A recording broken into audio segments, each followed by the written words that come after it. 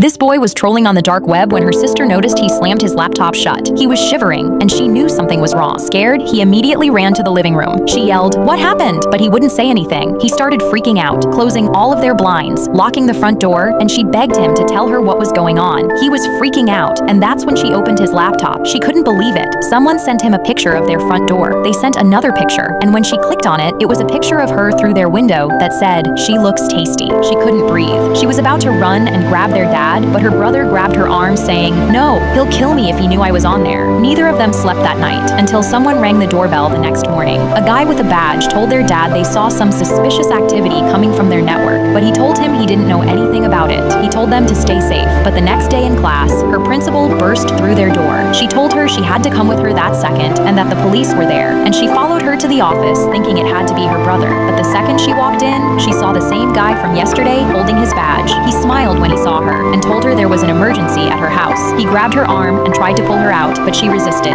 "No, tell me what happened. Is my brother okay?" But he didn't say anything. "Come with us." She didn't want to, but her principal nodded and said, "They're police officers, honey. Go with them." They took her outside, but she noticed their car didn't have any police stickers on it. She thought these guys must just be undercover, but when they put her in the back, she immediately noticed there weren't any door handles either. There was no way she could get out. "Where are we going?" But they laughed. She was sweating now. "Please, I just want to see my brother." But they didn't say anything until they saw flashing lights behind them. Both of the guys immediately got nervous, and when she realized it was the police, she knew this was her chance. The cop was walking up to the car, and she was about to scream for help, but just before she did, she felt something sharp in her stomach. She looked down and saw the man holding a knife against her. The cop walked up and looked inside the car, and when he saw her crying, he looked suspicious. She tried anything she could to signal for help, but the man said, "That's just my niece. She's upset because we didn't get McDonald's." She couldn't say anything. The knife was already cutting her skin, and the cop just told them to have a good day. She was crying, but they drove off. She accepted her life was over. She wasn't ever gonna see her family again until they started arguing. "He saw our faces, man. If we kill her, they're gonna know it was us."